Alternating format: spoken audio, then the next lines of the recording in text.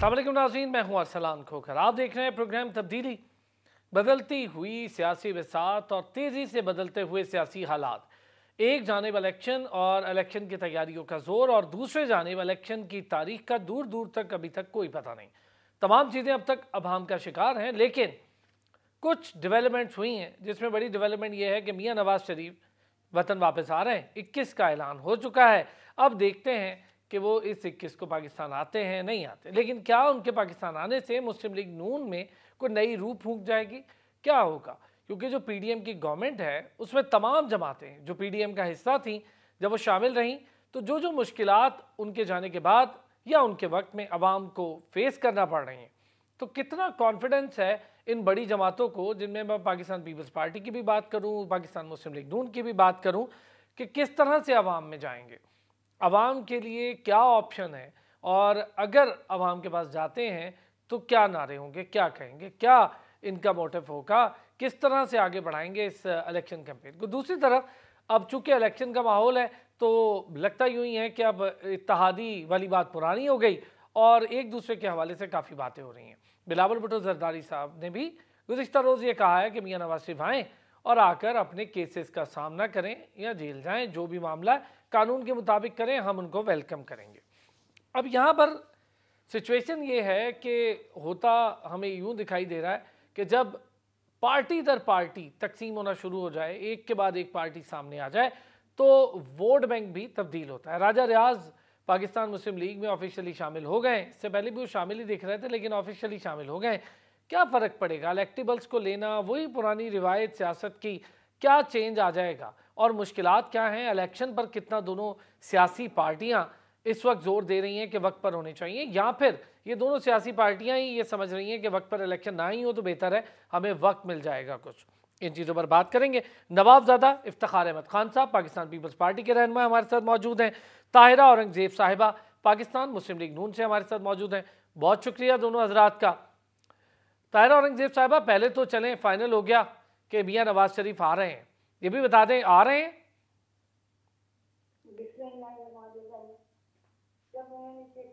जब मैं 6 अक्टूबर को आऊंगा और पार्टी के जो प्रेसिडेंट है जनाब शहबाज शरीफ का, उन्होंने भी ये तायद कर दी 6 अक्टूबर को लाहौर वो आएंगे और उसके बाद मीनारे पाकिस्तान जाए। और लोगों से भी ये कहा गया कि आप एयरपोर्ट आए, क्योंकि वहाँ इतनी जगह नहीं होगी जहाँ पे मियाँ नवाज शरीफ को इस्तकबाल किया जा सके, तो बेहतर है कि हम यहाँ पाकिस्तान को लाएंगे, वहीं सबकी मुलाकात इस्तकबाल। ताहिर साहबा, ये सवाल मेरा करने का मकसद ये है कि जो नैब तरमीम वाला मामला था वो तो रुक गया, क्या उसके बाद भी कोई मामला नहीं आके फेस करेंगे कानून को? क्या मियाँ साहब ने कानून को नहीं किया? पाकिस्तान की तारीख को क्या बता दी है? आपको सहाबी हजरात हैं कि मियाँ नवाज शरीफ ने कब मुकदमात का सामना नहीं किया, कब कानून का सामना किया, कब उन्होंने डब्बे मुंह पे डाले, टीप किया मुंह पे उन्होंने डाल, कब उनको बड़ी बड़ी नफरी भारी गिरफ्तार करने गई और उन्होंने भागने की कोशिश की, कब उन्होंने तारीख पे कहा कि मैंने गिरफ्तारी नहीं देनी, कब उन्होंने मुकदमात का सामना नहीं किया, कब उन्होंने नैब की पेशियां नहीं टूटी, 150 से ज्यादा पेशियां उन्होंने नैब अदालत और में ढूंढ दी, उनकी आंखों के सामने उनकी बेटी को गिरफ्तार किया गया कोर्ट लखपत जेल में। क्या कभी मियाँ साहब ने कानून की खिलाफ वर्जी की? क्या उन्होंने कानून से दुर्गर्दानी की? क्या उन्होंने कानून से भागने की कभी कोशिश की? जब जिस शख्स का मालिक इसका गवाह है कि उन्होंने क्या कानून की पासदारी की और हर किसी पे गए, हर तारीख भुगती, हर हालात का मुकाबला किया, इसके मर्द पे बीवी पर आगे से आए और बेटी को साथ लेके आए और सीधे गिरफ्तार होकर जेल गए, तो तारीख है कि उन्होंने। चले, मैं आपकी ये बात इस तरह से ज़रूर ले लेता हूँ कि उन्होंने मुकदमात का सामना किया, जेल गए, सारा कुछ हुआ, लेकिन मुशर्रफ का टाइम हो या पीटीआई की हुकूमत हो, दोनों बार ये हुआ कि वो बाहर भी चले गए और सज़ा भी मामलात वाला नहीं हुआ पूरा, और इस बार भी यही हुआ जब पीटीआई की गवर्नमेंट आई कि वो बाहर चले गए। चले, मैं ज़रा नवाबजादा साहब को भी इन कर लेता हूँ। नवाबजादा साहब, क्या चल रहा है सर? बहुत मामलात हैं आप लोगों के हवाले से, इलेक्शन की तारीख पर मज़िद भी हैं नवे रोज़ के लिए, और जाते जाते एक मामला मुश्तरका मफादात कौंसिल का सामने रख गए, उसमें मंजूरियां दे दी। अब हल्का बंदियां होनी है, हल्का बंदियों के तहत होने हैं इलेक्शन। तो हल्का बंदियां और इलेक्शन ये तो 90 रोज में होते दिखाई नहीं दे रहे अब तो। जी, इसमें मैं एक बात क्लियर कर दूं कि जब इक्तिसादी कौंसिल का हुआ था, इजलास हुआ था, इससे पहले हमारे तहफ़्फ़ुज़ात थे और बार बार हमने इस मसले को उठाया और इसी वजह से 3-4 दफ़ा इसकी डेट एक्सटेंड की गई मरदमशुमारी की। और फिर आपने देखा कि जब इससे पहले सीएम सिंध ने अपने तहफ़्फ़ुज़ात का इज़हार किया, लेटर भी लिखा पीएम को, और जब कौंसिल का इजलास शुरू हुआ उसमें हमने इस मसले को उठाया कि 90 दिन के अंदर अगर ये हल्का बंदियां होंगी और ये सब कुछ होगा, 90 दिन के अंदर इलेक्शंस नहीं हो सकेंगे, जो आइन की खिलाफ वर्जी है। इस पर हमें जो वहां पर तासुर दिया गया, बताया गया कि नहीं जनाब, किसी सूबे की ना कोई सीट बढ़नी है ना कोई सीट कम होनी है, नंबर एक। नंबर दो, हमें ये बताया गया कि 80% जो हल्के हैं, कॉन्स्टिट्यूंसी जो है, वो डिस्टर्ब नहीं हो रही, कि जो क्राइटेरिया बनाया गया है और जो वोटों की परसेंटेज रखी गई है वो 20 से 25% हल्कों में ज्यादा से ज्यादा ये चीज होगी। तो कोशिश होगी कि इलेक्शन इन टाइम 90 डेज के अंदर हो जाए। तो इस पर हमने कहा कि जी ठीक है, मगर जब उनका डिलिमिटेशंस का शेड्यूल आया ईसीपी का, तो वहां पर फिर हमें इस चीज का एहसास हुआ कि नहीं, ये तो उससे ज्यादा 120 दिन तो ये इसमें लेकर जाएंगे। उस पर हमने फिर एहतजाज किया और उसके ऊपर ईसीपी ने 15 दिन उसे मजीद कम किया, उसकी डेट।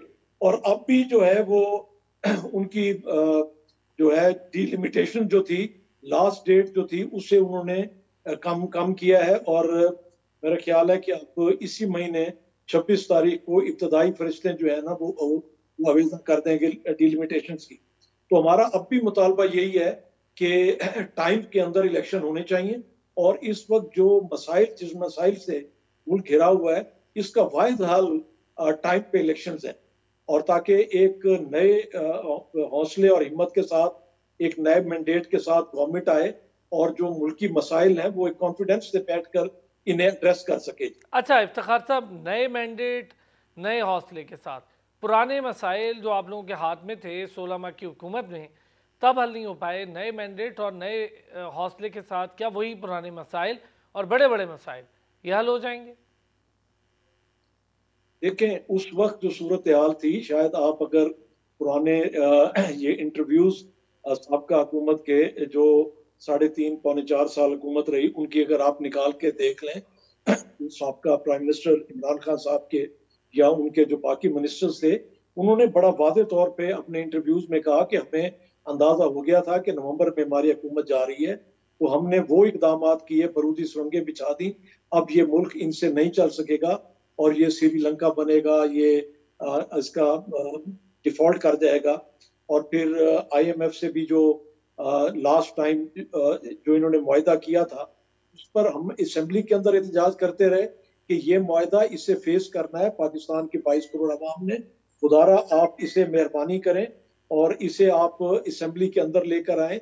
ये 22 करोड़ अवाम का नुमाइंदा हाउस है, इसमें बैठ के डिस्कशन हो और ताकि पता चले कि आप क्या करने जा रहे हैं।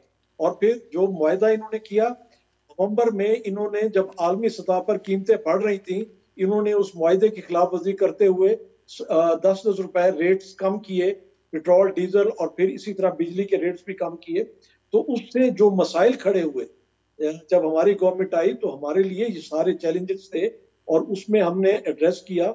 हम दुनिया से कट चुके थे, चाइना हमारा दोस्त मुल्क हमसे नाराज हो चुका था, हमारे साथ सऊदी अरब हमारा ब्रादर इस्लामी मुल्क हमसे नाराज था, इसी तरह और ममालिक मिडिल ईस्ट हमारे से, तुर्की हमसे नाराज हो गया, मलेशिया नाराज हो गया हमसे, यूरोपीय यूनियन अमेरिका नाराज थे। फॉरेन महाज पर भी हमारे लिए मसाइल थे, अंदरूनी महाज पर भी हमारे लिए मसाइल थे। अच्छा ठीक है इफ्तिखार साहब, चलें ये बात मैं मैं आपकी पूरी बात इसलिए ये होने दी कि आपने पूरी डिटेल बात की है, पूरा जवाब दिया। एक ब्रेक लेते हैं, ब्रेक से वापस आऊँगा तो ज़रा इस पर बात करूँगा, क्या इन मसाइल का अदराक नहीं था, इतने सीनियर सियासतदान है। फिर दूसरी तरफ ये जो लेवल प्लेइंग फील्ड है, लेवल प्लेइंग फील्ड, उसका शिकवा और फिर जवाब शिकवा भी है। ख्वाजा आसिफ ने तो उस पर बात की है। उन्होंने कहा फील्ड तो अभी तैयार हो रही है, और लेवल प्लेइंग फील्ड का मतलब पंजाब में level playing field peoples party के लिए क्या इतना आसान मामला है, इतना आसान मरहला है? वापस आते हैं इस पर बात।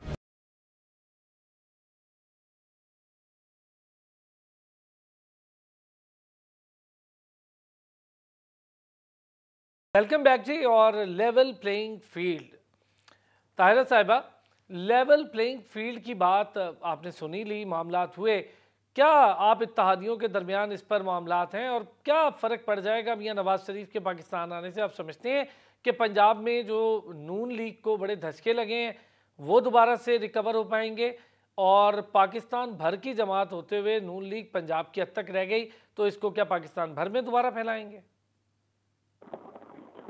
अभी तो मोहम्मद सिर्फ आमद की इत्तला आई है, और मोहम्मद जमात को जब आएंगे साथ फर्क होंगे, क्योंकि आमद की इत्तला से पार्टी के अंदर गई है कि तमाम हमारे जो विंग्स हैं, जिनमें विमेन सर, जिनमें विंग, जिनमें वकला विंग, जिनमें यूथ विंग, मदर पार्टी, लोग इतने एक्टिव कि आज 180 सिर्फ MSF का पंजाब लेवल का, पंजाब लेवल का सिर्फ नुमाइंदा 32,000 लोग नए शामिल हुए, बच्चियां, बच्चे, लड़के, कॉलेज के। ये तब्दीली आई है मियां। ताहिरा साहिबा, मैं आपकी तरफ ज़रा दोबारा आता हूँ, आपकी शायद आवाज़ के थोड़ा सा डिस्टॉर्शन है, मैं आपसे ज़रा दोबारा रब्ता करके आपकी तरफ आता हूँ। इफ्तिखार साहब, लेवल प्लेइंग फील्ड, सर इसका शिकवा किस वजह से इसका शिकवा है? देखिए, हमारा शिकवा जो है वो अगर आप इसका बैकग्राउंड देखें कि इस वक्त सेंटर में और पंजाब KPK के अंदर जो साबका गवर्नमेंट के मंसूबे थे वो चल रहे हैं, उन पर काम हो रहा है, मगर सिंध के अंदर ये काम रोक दिए गए हैं जो साबिक गवर्नमेंट के थे। हमने इस पर एहतजाज किया कि ये किस तरह से एक इलेक्टेड गवर्नमेंट के आप केयर टेकर्स आके उसके मंसूबे रोकते हैं, जबकि वहां पर 20 लाख घर बनने हैं। वो लोग जो बेघर हुए और उनके घर तबाह हो गए, वहां पर उनके पास रहने के कुछ नहीं, फिर सर्दियां आ रही हैं, वहां पे हमने ये 20 लाख घरों का प्रोजेक्ट शुरू किया। 50,000 घर हम ये पिछले 2 माह में हम उन्हें जो थे हैंड ओवर भी कर चुके लोगों को, और बाकियों पे काम हो रहा था, तमाम काम रोक दिए गए। और यहाँ ये जो 20 लाख घर थे, इनके ऊपर हम सोलर पैनल्स लगा के उन्हें दे रहे हैं सारा, तो ये सारे काम रोक दिए गए। ये इसमें फॉरेन 50% फॉरेन फंडिंग है जो एड की सूरत में, और 50% सेंट्रल गवर्नमेंट, और जो सेंट्रल गवर्नमेंट ने देना उसमें भी 25% सेंट्रल गवर्नमेंट और 25% सिंध गवर्नमेंट का पैसा है। ये इलेक्शन कमीशन ने रोका, इस पर हमारा एहतजाज था। और इसी तरह ट्रांसफर पोस्टिंग्स पर अब कल ही इन्होंने इलेक्शन कमीशन ने इसे जरा एड्रेस किया है, और उन्होंने कहा है कि जी 15 अगस्त से पहले जो आपके मंसूबे थे उसके लिए हम सिंध गवर्नमेंट को लेटर लिख रहे हैं ताकि वो मंसूबे जो हैं वो जारी रहे। तो हमारा लेवल प्लेइंग फील्ड से एक तो ये हमारा था कि अगर सेंटर और पंजाब के अंदर KPK के अंदर मंसूबे जारी रह सकते हैं तो सिंध के अंदर क्यों रोके जा रहे हैं। तो इस पर हमारा एहतजाज था, और हमारा एहतजाज जो था वो ज्यादातर हम अपनी अलायंस पार्टी से था, जिसके साथ हम गवर्नमेंट में, हम PDM का हिस्सा तो नहीं थे मगर हम गवर्नमेंट के साथ अलायंस पार्टी थे। हमारा गिला उनसे बनता था। तो चेयरमैन बिलावल साहब ने उन्हें एड्रेस किया। सर PDM का हिस्सा थे या नहीं थे? इफ्तिखार साहब गवर्नमेंट का तो हिस्सा थे, और PDM गवर्नमेंट ही कहलाती है, वो उसका हिस्सा तो थे। अच्छा, अब जरा लेवल प्लेइंग फील्ड पर जब बात हो ही रही है तो जरा पंजाब की डायनामिक्स पर भी बात कर लेते हैं। ताहिरा साहिबा ने हमें दोबारा ज्वाइन किया। जी ताहिरा साहिबा, ये जो लेवल प्लेइंग फील्ड का शिकवा है इसको नून लीग कैसे देख रही है? ख्वाजा आसिफ साहब तो कह रहे हैं अभी तो फील्ड तैयार हो रही है, अभी तो शिकवे का टाइम नहीं है। नहीं, मैं नहीं समझती कि कोई ऐसा चाहिए, लेकिन अगर पीपल्स पार्टी को इस पर कोई तहफ़्फ़ुज़ात है, रिजर्वेशन है, जैसा कि बिलावल भुट्टो साहब ने एड्रेस किया, तो ये उनके अपने तहफ़्फ़ुज़ात हो सकते हैं। और हर सियासी जमात का अपना नजरिया है, अपनी रिजर्वेशन है, अपनी तैयारी है इलेक्शन के हवाले से। अब PDM की तैयारी नहीं इलेक्शन के हवाले से, हर सियासी जमात ने अपने अपने तौर पर इलेक्शन के अंदर जाना है, और वो अपने अपने हालात के मुताबिक स्टेटमेंट्स भी देंगे, बयानात भी देंगे, और जो भी एड्रेस होंगे किस किस्म के हालात, उनसे भी मुखातिब रहेंगे। और सबसे बड़ी बात यह है कि सियासी जमातों का काम है इलेक्शन की तैयारी करना। इलेक्शन कब होंगे, किस माह होंगे, किस तारीख को होंगे, ये एक अदारा है इंडिपेंडेंट इलेक्शन कमीशन। ये काम इलेक्शन कमीशन का है कि वो कब ऐलान करते हैं तारीख का इलेक्शन का। ताहिरा साहिबा ये हम बताएं, अगर इलेक्शन कमीशन ऐलान नहीं कर पाता या डिले आता है इसमें, तो क्या सियासी जमातें इस पर खामोश रहेंगी, इंतजार करेगी आपकी जमात कि जब मर्जी इलेक्शन हो इलेक्शन कमीशन उसका ऐलान करे? मेरा नहीं ख्याल कमीशन इसे डिले करेगा। और मोहम्मद नवाज जैसे हामिद 21 अक्टूबर को हमारे कायद आगे फैसला करेंगे कि हमें किस रुख पर चलना और किस सिमत पे जाना है और किस सोच के साथ जाना करेंगे सामना ताहिरा साहिबा, केसेस का, जेल का सामना करेंगे दोबारा? बिल्कुल करेंगे मियाँ साहब। ना पहले भागे ना अब भागेंगे। वो हर कानून का सामना करेंगे, हर केस का सामना करेंगे, हर हालात का सामना करेंगे, हर अदालत का सामना करेंगे। इफ्तिखार साहब, एक चीज़ है कि हमने देखा जब गवर्नमेंट ख़त्म हुई तो एक दूसरे पर डालने का बड़ा तेज़ रिवाज निकल आया है, और जहाँ पर चीनी की किल्लत हुई वहाँ पे एक दूसरे पर डाल दिया, पेट्रोल का मसला हुआ वहाँ एक दूसरे पर डाल दिया, अब ये जो मुश्तरका मफादात कौंसिल वाला है वो भी एक दूसरे पर डाल दिया। और ये तो खैर रिवायत है, बड़ा पुराना मामला है, लेकिन क्या एक दूसरे पर डालकर जो हालात 16 माह में बने हैं उसको लेकर कोई भी बरियो जमा होकर इलेक्शन में जा सकता है? हमने कोई चीज किसी पे नहीं डाली। पहले जब एक इंटरव्यू में इन्होंने इनकी तरफ से एक मसला आया एहसन इकबाल साहब की तरफ से, उन्होंने कहा कि ये शुगर जो है ये आप नवीद कमर साहब से इस पे बात करें कि उनकी मिनिस्ट्री में। तो वो एक नवीद कमर साहब ने उससे क्लियर किया कि नहीं जी ये काबीना की अप्रूवल से हुआ था, ये सारा मुश्तरका उसके, वो हमने बात क्लियर की। अच्छा, इसके बाद जहां पर हम ये बात कर रहे हैं, अगर हम बिजली के बिलों पर, महंगाई पर ये बात कर रहे हैं, पर वक्त इलेक्शंस के ऊपर बात कर रहे हैं, ये कौन सी हम किसी की मुखालफत कर रहे हैं? हम तो समझते हैं कि तमाम पार्टीज को इसमें एक प्लेटफॉर्म पे होना चाहिए, ताकि कोई किसी पार्टी को, वो पॉलिटिकल पार्टी नहीं जो इलेक्शन से भागे, और अवाम पर एतमाद करना चाहिए। और सारों को मिलकर ये डिमांड करनी चाहिए कि जितने जल्दी इलेक्शन हो सकें उतना जल्दी किया जाए, और जितना भी कम टाइम के अंदर डिलिमिटेशंस हो सकती हैं उसे उतना कम टाइम के अंदर उसे मुकम्मल किया जाए। सर ये बताएं इफ्तिखार साहब, अब हो गया मामला कि इलेक्शन चले, तारीख है, डिले होता है नहीं होता है, वो एक अलग केस है, वो एक अलग मामला है, लेकिन पॉलिटिकल पार्टीज़ की विल है कि इलेक्शन इसी 90 रोज़ के अंदर हो जाए। ये विल है पॉलिटिकल पार्टीज़ की, आप समेत जो आपके अपने इत्तेहादी रहे हैं हुकूमत में? जी देखिए, मैं दूसरों की तो बात नहीं कर सकता, मगर अपनी पार्टी की मैं बात कर सकता हूँ कि हमें एतमाद है कि हमारा जो सिंध में हमारा काम रहा है, या फेडरल के अंदर जिस तरह हमारा फॉरेन जो मिनिस्ट्रीज हमारे पास थी, और हमें एतमाद है कि हम इंशाल्लाह ताला जब लोगों के पास जाएंगे लोग हमें रिस्पॉन्ड करेंगे।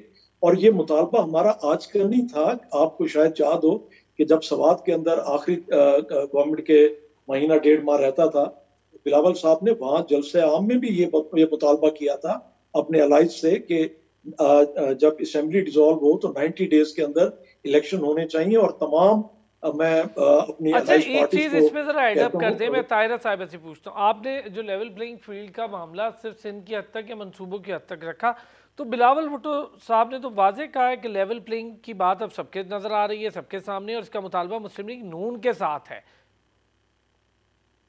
बिल्कुल इसी मसले में उन्होंने कहा ना कि अलाइज पार्टीज को भी इस पर वो करना चाहिए था कि एक सूबे के, और वहां पर जेन्युइन मसला था कि वहां पर गरीबों के लिए जो घर बन रहे थे 20 लाख घर, वो बेघर 3.5 करोड़ लोग सड़कों पर बैठे हैं, उनके पास छत नहीं है, आगे सर्दियां आ रही हैं, जिस बेसरो समानी के आलम में वो है। इस पर आप ये देखें कि वहां पर अकेले बिलावल साहब तो नहीं गए, मियां शहबाज शरीफ साहब मुल्क के वजीर आजम थे, उन्होंने भी चेयरमैन साहब के साथ इकट्ठे वहां पे दौरे किए, यूएन के सेक्रेटरी आए, बाकी एम्बेसडर्स गए, दूसरे ममालिक से लोग आए, उन्होंने जाके खुद देखा, और प्राइम मिनिस्टर शहबाज शरीफ साहब तमाम मसले में साथ साथ रहे। तो हमारा शिकवा इसलिए बनता है कि उन्हें भी इस चीज पर सवाल उठाना चाहिए था कि वहां पर ये चीज ना की जाए। और फिर आप सीसी कमेटी ने हमारी ने ये टास्क दिया है जनाब आसिफ अली जरदारी साहब को कि वो इस मसले में जो कंसर्न है इनके साथ बात करेंगे ताकि ये जो लेवल प्लेइंग फील्ड का मसला है ये हल हो जाए। ताहिरा साहब, आपकी पार्टी में इस पर कोई बात हुई है? पुराने इत्तेहादिया के नाराज हों तो उनसे कोई बातचीत करें।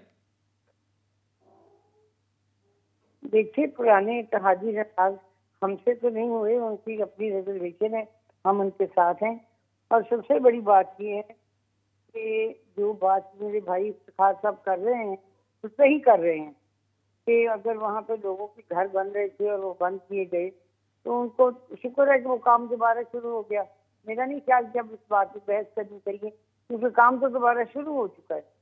उन्होंने कहा कि 15 अगस्त से पहले जो प्रोजेक्ट शुरू थे वो मुकम्मल किए जाएंगे। तो अब इस बात पे बहस का फायदा नहीं, हमें आगे बढ़ना चाहिए क्योंकि हम सबको इलेक्शन में जाना है और हमारे अवाम के पास उन तमाम मसाइल का हल ढूंढ के जाना चाहिए जिससे हम ज्यादा से ज्यादा वोट कर सकें। और हम ठीक बात है, मसाइल का हल ही तो आवाम को चाहिए और उसी पर आवाम अब तज़ब्ज़ुब का शिकार है। जी, एक और बात यह है कि जिस वक्त हमने हुकूमत की 16 माह पहले जब आप जिक्र कर तो मुस्लिम लीग पाकिस्तान की खालिफ जमात है, इस तरह एक माँ की हैसियत होती है। जब वो देखती है कि एक बच्चा जो है जख्मी हालत में बिल्कुल जहाँ बलब है और वो बिल्कुल खत्म होने को है तो उन्होंने ये नहीं देख रहा होता कि हम इस बच्चे को उठाएंगे तो हमारे कपड़े खराब हो जाएंगे, इसका खून हमें लग जाएगा। लेकिन अवाम का तो ताहिरा साहिबा माजरत के साथ अवाम का तो बड़ा ही बुरा हाल हुआ और अवाम के रिलीफ के लिए काम से ज़्यादा हमें देखा कि शायद हुकूमत अपने रिलीफ के लिए या अपने आप को स्टेबल करने, अपने आप को चलाने के लिए वो मुआहदे अवाम पर बोझ डाल गई। उसका हम अब तक खमियाजा भुगत भी रहे हैं बिलों की सूरत में और दीगर सूरत में। चले मैं अब आपसे इंशाल्लाह फिर किसी दिन यकीनी तौर पर मुलाकात में और प्रोग्राम होगा तो इस पर पूरी डिस्कशन करेंगे। बहुत शुक्रिया ताहिरा औरंगजेब साहिबा हमारे साथ मौजूद, नवाबजादा इफ्तिखार साहब मौजूद थे, बहुत शुक्रिया। ब्रेक लेंगे, ब्रेक से वापस आएंगे तो कनाडा और इंडिया की टेंशन बढ़ती जा रही है। पाकिस्तान ने भी मजम्मत की है इस कत्ल की और भारत का वतीरा और भारत की मजमूम साजिशें अब सबके सामने खुल कर आ रही हैं कि अब दूसरे ममालिक में जो डर्टी गेम्स का सिलसिला रॉ की तरफ से है वो किस हद तक फैला हुआ है। अब दुनिया को पता चल रहा है कि पाकिस्तान जो कहता है या कहता था वो ठीक कहता था कि भारत आपके मुल्क में भी वही साजिशें रचने वाला है जो पाकिस्तान के खिलाफ करता है। वापस आते हैं ब्रेक से इस पर बात करते हैं।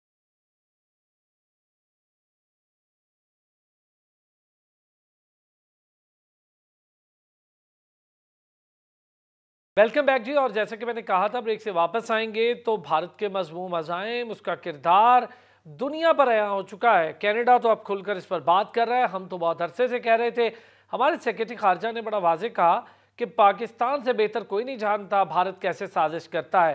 फिर तर्जुमान वज़ारत खारजा उन्होंने आज बरमला बहुत सी चीज़ों का इजहार किया। उन्होंने इस पर तशवीश का इजहार किया जो कुछ सिख कम्युनिटी के साथ दुनिया भर में भारत कर रहा है, कश्मीरियों के साथ दुनिया भर में भारत कर रहा है या पाकिस्तानियों के साथ अब रॉ कहीं भी टारगेट कर रही है। तो कनाडा ने जो इस पर आवाज़ उठाई है, अब दुनिया को अब इस बात का अदराक हो रहा है कि भारत किस किस्म की साजिशें रचता है, दहशत गर्दाना कार्रवाइयाँ करता है और किस किस्म का तशद्दुद पसंदाना उनका जहन है भारतीय हुकूमत का और उनकी जो इंटेलिजेंस एजेंसी है रॉ का। इश्तियाक अंद्राबी साहब साबिक सफ़ीर हैं, हमारे साथ मौजूद हैं। इन तमाम मामलात पर उनसे बात करेंगे। इश्तियाक साहब अस्सलाम वालेकुम। जी वालेकुम अस्सलाम। इश्तियाक साहब बहुत शुक्रिया सर, वक्त निकाला। इश्तियाक साहब, कनाडा में हुई एक ख़तरनाक कार्रवाई 18 जून को हुई और अब आकर उसका इजहार किया कैनेडियन वज़ीर आज़म ने। इसका मतलब ये है कि तहकीकात की होगी और कनाडा जैसा रिस्पॉन्सिबल मुल्क इस तरह से कोई बात करेगा नहीं, तो यकीनन कुछ तो हुआ है, कत्ल तो किया गया है और मुल्क बदर भी कर दिया उन्होंने रॉ के उस ऑफिसर को। जी देखिए, आपने बिल्कुल दुरुस्त कहा, कनाडा एक बड़ा ज़िम्मेदार मुल्क है और इंटरनेशनल कम्युनिटी में, इंटरनेशनल एरेना में उसकी बड़ी मोतबर आवाज़ है और उसकी क्रेडिबिलिटी बहुत ज़्यादा है। तो बल्कि ये जो आपने जो बात कही कि कनाडा ने पूरी तहकीकात के बाद तमाम यकीन दहानी के बाद ये बात की होगी, ये बात दुरुस्त ऐसे है कि जो कनाडा के वज़ीर आज़म हैं ट्रूडो, जस्टिन ट्रूडो, उनसे किसी ने सवाल किया कि जी ये तो जुलाई में हुआ था, ये कत्ल हुआ था और आपने आज बात की है, इतने अर्से क्यों बात नहीं की? तो उन्होंने यही बात की कि हम बग़ैर तहकीकात के, बग़ैर ठोस शवाहिद के हम बात नहीं करना चाहते थे। अब हमारी इंटेलिजेंस एजेंसीज ने ये तमाम शवाहिद इकट्ठे कर लिए हैं और हमें पूरा यकीन है कि ये जो हरदीप सिंह निज्जर का जो कत्ल हुआ है वो भारत की इंटेलिजेंस एजेंसी रा ने करवाया है। और ये बात उन्होंने फिर पार्लियामेंट में की है, जो कि समझिए कि किसी भी हुकूमत का सबसे आला तरीन फोरम होता है। और साथ उन्होंने ये भी कहा कि हम ये बात जो है, ये मुद्दा जो है हम आलमी सतह पर उठाएंगे और जो हमारे दोस्त ममालिक हैं अक़वाम मुत्तहिदा में हम ये बात उठाएंगे। तो इसका मतलब तो ये है कि कनाडा को बियॉन्ड डाउट जो है शवाहिद है उनके पास के इस कत्ल में भारत की एजेंसी रॉ जो है वो इन्वॉल्व है। और इसीलिए उन्होंने कनाडा में जो रॉ का कंट्री हेड था, जो कनाडा में भारतीय हाई कमीशन में, उसको उन्होंने नापसंदीदा शख्स करार दे के मुल्क से चले जाने का कहा है। अच्छा इश्तियाक साहब, अब दुनिया को इस बात का पता चल रहा है और हम तो काफ़ी अरसे से बता रहे थे, तब अंदाज़ा नहीं हो रहा था। अब उन्हें अंदाज़ा हो रहा है जब उनके अपने शहरी मर रहे हैं। ये कोई पहला वाक़या तो है नहीं सर, यूके में हुए कत्ल और दीगर ममालिक में हुए कत्ल, अब कनाडा में भी हुए कत्ल, अब चीज़ें सामने खुल के आ रही हैं। और भारत का जो एक एजेंडा है, जो कि हम तो पहले से कह रहे थे कि भारत का दहशतगर्दाना एजेंडा एशिया और जनूबी एशिया के लिए तबाही का बायस है, और पाकिस्तान में तो खुली किताब कुलभूषण यादव उनका दहशतगर्द मौजूद है।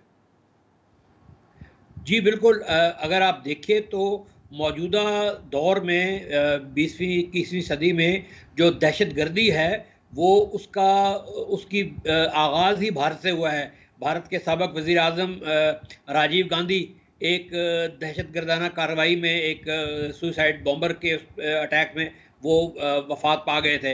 तो वहाँ उनका शुरू वहीं से हुआ है। और हम हमेशा सारी दुनिया को ये कहते थे, बिकॉज हम उसके भारत का जो दहशतगर्दाना उनके जो अज़ाइम हैं, जो उनकी कार्रवाइयाँ, उसके हम शिकार होते रहे हैं। और हम सारी दुनिया में ये बावाज़ बुलंद कहते रहे हैं कि भाई देखिए, ये आपको जो भारत जो अपना चेहरा दिखाता है उस हकूक़ इंसानी का और जमहूरियत का, और सबसे बड़ी जमहूरियत और अहिंसा और अदम तशद्दुद की पॉलिसी और गांधी का फॉलोअर होना, वो सब जो है एक ढकोसला था। और हमसे पूछिए, जिसने भारत को पिछले 75 साल में भुगता है उसकी दहशतगर्दाना कार्रवाई को, चाहे वो मशरक़ी पाकिस्तान में मुक्ति बानी के साथ मिल के हमें हमारा मुल्क के टुकड़े करने का हो, या अभी हाल ही में जो कुलभूषण यादव जिसको हमने पाकिस्तान में पकड़ा था और जिसने अपना ये बयान दिया कि वो पाकिस्तान में दहशतगर्दाना कार्रवाइयों में मुलव्वस है। उसके अलावा अभी आपने जो उसकी निजर की बात की, उसके अलावा पाकिस्तान में एक सिख रहनुमा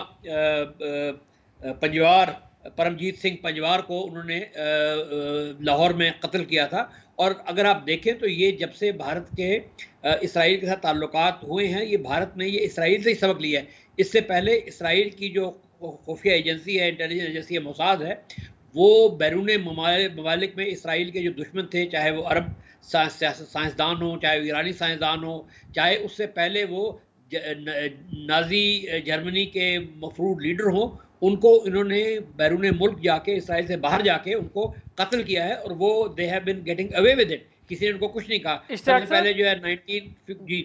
ये जो बात आप कह रहे हैं ना, ये चीज़ हम दुनिया को बता रहे हैं, बल्कि डोजियर दिए हमने तो कुलभूषण यादव के हवाले से, तब आंखें नहीं खुली। अब एक ताकतवर मुल्क में कत्ल हुआ तो अब आंखें खुल गई। जी नहीं, उसकी वजह ये थी ना कि उनका ख्याल ये था कि हम, क्योंकि हमारी भारत से जो है वो दुश्मनी है एक लिहाज से, और 75 साल से हमारे ताल्लुकात ख़राब हैं, हमने जंगें लड़ी हैं, हमारा उन्होंने मुल्क के 2 टुकड़े किए हैं, उसमें उनका बहुत बड़ा किरदार था, जिसकी उन्होंने ख़ुद भी कई दफ़ा उसकी उन्होंने एक्सेप्ट किया है उसको। तो हम जब कहते थे तो वो ये समझते थे कि ये हमारी क्योंकि दुश्मनी है इसलिए हम उसमें कहते हैं। और क्योंकि उस वक्त तक भारत ने इन मुल्कों में ऐसी कार्रवाई नहीं की थी। लेकिन अब ये जो कनाडा में जो किया है, अब कनाडा में जो, हालांकि जो पाकिस्तान में जो सिख को उन्होंने मारा था, परमजीत सिंह पंजवार को, वो भी कनाडा के ही शहरी थे और डुअल नेशनल। तो उनको जो, तो हम तो कहते रहे, हमारी बात पे इसलिए यकीन किसी ने नहीं किया कि ये इनकी जो है आपस में एक दूसरे पे इल्ज़ाम तराशी की पुरानी आदत है। लेकिन अब जबकि भारत ने कनाडा जैसे मुल्क में, जिसका कनाडा जो है एक इंटरनेशनल कम्युनिटी में एक बड़ा अहम मुकाम रखता है, और कनाडा जो है वो जो मगरबी दुनिया है उसका बड़ा इम्पोर्टेंट मुल्क है, अमेरिका का हमसाया भी है, उसके अलावा नेटो में भी शामिल है, उसके अलावा और सबसे बड़ी बात है कि ये हकूक़ इंसानी के की तर्जमानी में भी बहुत आगे है। तो चुनांचे वहाँ पे जाके मारना, और सबसे बड़ी बात है इस वक्त जो ये भारत ने जो गलती की है वो ये की है कि एक तो ये बात है कि वहाँ पे कनाडा में सिखों की बहुत बड़ी तादाद है। भारत के बाद गालिबन अगर ऑस्ट्रेलिया नहीं तो कनाडा सबसे ज़्यादा सिख आबादी है, जहाँ पे 750 8 लोग 8 साढ़े 8 लाख के करीब है। तो वहाँ पे ऐसी कार्रवाई करना, फिर जो है जो पहली बात तो ये कि जिस तरह कनाडा के वज़ीर आज़म ने कहा है कि जी ये इसे हम अपनी सॉवरेनिटी पे डायरेक्ट हमला तस्वर करते हैं कि एक कैनेडी शहरी को कनाडा में आके एक गैर मुल्क की ताकत या गैर मुल्की अनासर जो हैं वो कत्ल कर दें, तो इसको हम बहुत सीरियसली लेते हैं। दूसरी वजह ये है कि कनाडा की जो ट्रूडो की हुकूमत है वो एक माइनॉरिटी गवर्नमेंट है, और उनको जो अपोजिशन की पार्टी है जिसके सदर जो हैं वो क्या कहते हैं, मेरा ख्याल क्या नाम उनका, जगदीप सिंह या कुछ नाम है, जो कि अपोजिशन के लीडर हैं, उनकी हिमायत हासिल है, और उनकी वजह से भी कनाडा की हुकूमत पे बहुत दबाव था, और उनके लिए ये मुमकिन नहीं था कि इस बात को दबा देते, चुनांचे वो सामने आए, और जब वो सामने आए हैं तो दूसरे ममालिक से भी आवाज़ें उठनी शुरू हुई, ऑस्ट्रेलिया से, बरतानिया से, अमेरिका से। तो यानी ये बुरी तरह फंसा है, अब दुनिया को पता चला है, और अब भारत को अभी चेहरा दुनिया को समझ आ रहा है, और अब उन्हें पता चल रहा है कि पाकिस्तान क्यों इतने अरसे से कह रहा था कि भारत पूरे खित्ते के लिए खतरा तो है ही है, बल्कि अब दुनिया के लिए उसकी सोच और नरेंद्र मोदी के जो हरकारे हैं उनकी सोच अब खतरा बन रही है। दहशतगर्दी वो जितनी हम पर इल्ज़ाम लगाते रहे गलत तरीके से, झूठे इल्ज़ाम, अब पता चल रहा है कि भारत है असल दहशतगर्द, हम तो अरसे से कह रहे थे। इश्तियाक साहब, एक चीज़, जुम्मे को बड़ा अहम खिताब होगा हमारे वज़ीर आज़म का, और जलील अब्बास जिलानी साहब वहाँ पर मौजूद हैं और बड़ा वसी तजर्बा रखते हैं इस तमाम तर सिचुएशन को देखने और मुलाकातें करने का। अफ़गानिस्तान के साथ एक खुसूसी उनके नुमाइंदे से भी मुलाकात हुई, अफ़गानिस्तान से भी सरहद पार दहशतगर्दी पाकिस्तान में होती रही। कितना अहम मौका है और क्या बात होनी चाहिए? देखिए, ये तो बड़ा अच्छा है कि वज़ीर आज़म भी मौजूद हैं, वज़ीर ख़ारजा भी मौजूद हैं और सेक्रेटरी ख़ारजा भी मौजूद है। और वज़ीर आज़म तो खैर पहली दफ़ा वज़ारत ख़ारजा का कुछ देख रहे हैं, लेकिन दोनों जो वज़ीर ख़ारजा हैं हमारे जलील अब्बास जिलानी साहब, जो पहले हमारे सेक्रेटरी ख़ारजा रह चुके हैं, अमेरिका में हमारे सफ़ीर रह चुके हैं, इस तरह साइरस काज़ी जो हैं वो भी हमारे फ़ॉरेन सेक्रेटरी जो हैं वो भी तुर्की में रह चुके हैं, यूएन में काम कर चुके हैं। मैं जब खुद था न्यूयॉर्क में तो ये जेनेवा में थे, हमारे मिशन में शामिल थे, तो ये इनका फ़र्स्ट हैंड एक्सपीरियंस है। और जलील अब्बास जिलानी साहब तो खुद क्योंकि इंडिया में हमारे डिप्टी हाई कमिश्नर रह चुके हैं और उन्होंने फ़र्स्ट हैंड देखा है इंडिया का जो है, तो और ऊपर से जो है ये मौका जो आया है कनाडा के में जो दहशतगर्दी का वाक़या हुआ है उससे जो आलमी बरादरी में जो इसतराब आया है, तो मेरा ख़्याल है कि ये एक बड़ा अच्छी एक अपॉर्चुनिटी मिल गई है, एक बड़ा अच्छा मौका मिल गया है कि हम अपने हाईएस्ट सोर्स से, अपने हाईएस्ट फोरम पे हम अपनी बात कर सकें।